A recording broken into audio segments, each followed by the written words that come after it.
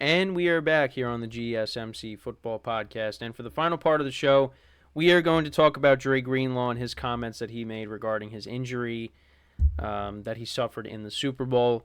So, if you remember, he suffered an Achilles injury. He was running onto the field when the 49ers were playing defense, and he ended up getting hurt, collapsed, and ended up tearing his Achilles, which was horrible to see. I mean, even when you listen to the mic'd up, when you listen to Fred Warner being mic'd up, and him putting his hands on his head, it was rough to see that, and especially because Dre Greenlaw is a solid player, and especially in the Super Bowl, you don't want to see anybody getting hurt in general, but you don't want to see anybody getting hurt in the Super Bowl like that, and he's one of their best players on defense, and just to see that happening, that was just horrible to see. But yeah, so it, like I said, occurred in the Super Bowl. I wanted to touch upon what exactly he had to say regarding the injury. So he said, sometimes you get a little flashback and shed a couple tears thinking about it. And these are actually his first public comments since the Super Bowl, which I didn't know.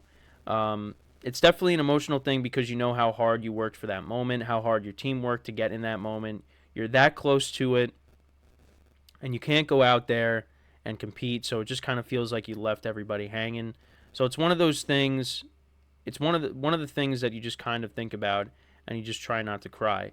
My right Achilles was already in pain that whole month, so I wouldn't say necessarily that. I did not know that. So I wouldn't say necessarily that was the cause of it.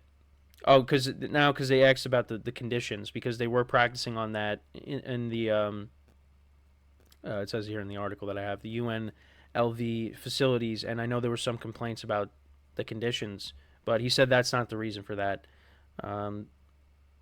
Probably, but he did say it probably didn't help. The grass is pretty soft for me. I don't really pay attention to the field other than if it has holes in it or if I'm slipping. If it's not one of those two, I feel like I can battle any field.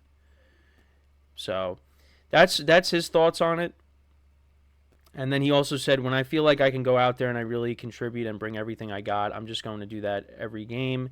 I don't know if it's going to be 2, 3, 5, 6, 8, or 10 games, but when I do get the opportunity, I'm going to go play like it's a Super Bowl every game. And right now, it seems like he's going to start the season on the PUP list, so that'll keep him out for at least the first 4 games of the year. But yeah, I mean, a lot to say there, and it's hard, especially like you get hurt in a game like that. I mean, that's what every player dreams of, is playing in the Super Bowl, winning a Super Bowl. And, yeah, I mean, that was tough to see. And now, I don't think that his injury was the reason that the 49ers lost. I mean, I think, yeah, that hurt the defense, but the 49ers, they had a chance to win that game. And I've said it many times as to why I thought the 49ers lost. It's because of that muff punt. The defense was playing well even when Dre Greenlaw got hurt. So I think if Ray McCloud doesn't fumble the ball there, the door does not open for the Chiefs to score a touchdown immediately after that.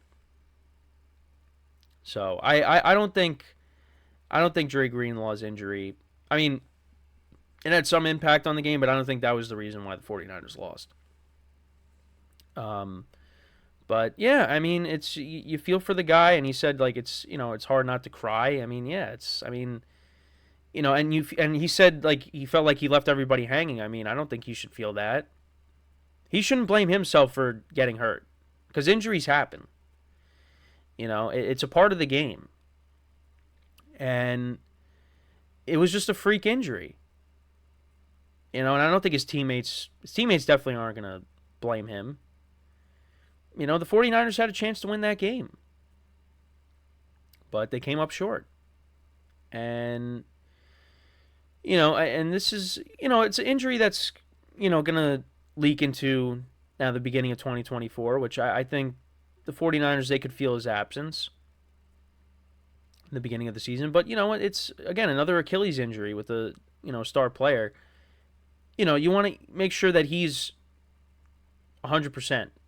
You don't want to rush him back either. Well, I mean, if he's on the PUP list, he's going to definitely missed the first 4 games. But even after that, I mean, you could see probably, I mean, maybe a late season return for him because it's not like it was Aaron Rodgers' injury or Kirk Cousins' injury where it happened during the regular season. This happened, well, Aaron Rodgers' injury happened the first game of the year. Dre Greenlaw's injury happened the last game of the year. So, yeah, that's going to leak into 2024. But, yeah, I mean, it's tough. And, you know, for the 49ers, like I said, I look at them as still the best team in the NFC, but, yeah, it's going to be tough to get back there. It's very tough. And now they're a team that, other than 2020, when they dealt with a ton of injuries, they made it to the NFC Championship game. And they've made it to 2 Super Bowls. Now, they've lost to the Chiefs twice, but they go far. They are always making deep playoff runs. And we'll see if they're able to do that again this year.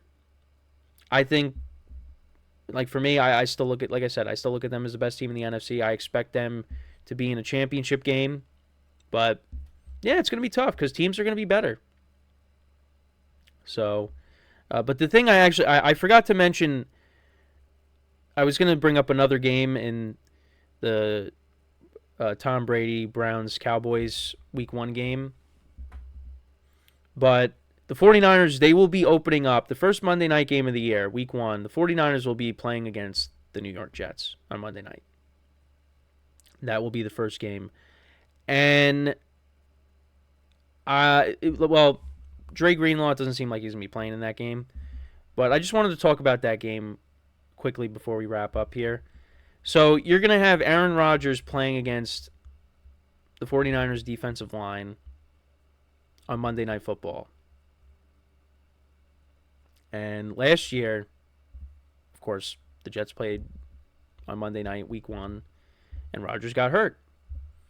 Now, for me, as a Rodgers fan, definitely nervous going into this game because you got arguably the best defensive line in football, coming after Rodgers after he had a significant injury. But you know what? Well, actually, I shouldn't say that. I was going to say, the last time Rodgers... Well, you know what? The last time Rodgers did play the 49ers in the regular season, not the postseason, the regular season, it was that epic Sunday night game where the Packers were winning the whole time, and then Rodgers hit Devontae Adams a couple times, and they got into field goal... Well, it was like a 57-yarder. But yeah, they got into field goal range. Mason Crosby hit the game-winning field goal, and the Packers won that game.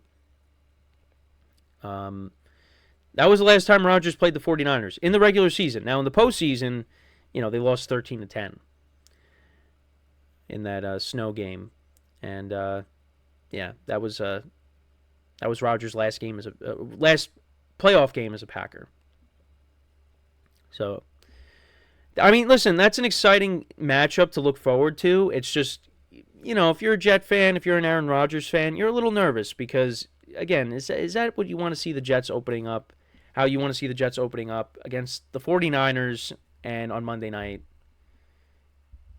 especially with what happened last year on Monday night for the Jets. But that's just me. So that's what will be the first Monday night game of the year. That'll be 49ers Jets. So, I mean, I'm just hoping Rodgers doesn't get hurt. And I know my friends who are Jet fans are already talking about that. Like, what if he gets hurt again? And it's like, why are we putting that out into the universe? Why are we doing that? Please don't. But, yeah, I just wanted to touch upon that with the last couple of minutes here. But, yeah, that's pretty much it for the show for today. Appreciate you guys tuning in. Make sure to check out all the other shows as well on the network. Like I said, we got some new faces, of course. Got a hockey podcast now, soccer, golf, Hoops and Heels, women's sports. And, of course, you got all the other shows as well. A couple of sports podcasts, baseball, basketball. We cover it all. We cover it all, and it's great to see how this network is really starting to grow here. So, and then, of course, you got myself. But, yeah, just like I say, give the other shows some love as well. But yeah, that is all the time that we have for today. Again, thank you guys for tuning in. We'll be back again tomorrow, same time, 10:30 a.m. Eastern Time. And until then, I'm Kenneth Grunfelder signing off from the GSMC Football Podcast brought to you by the GSMC Sports Network. Have a good day, and I will talk to you guys tomorrow. Take care.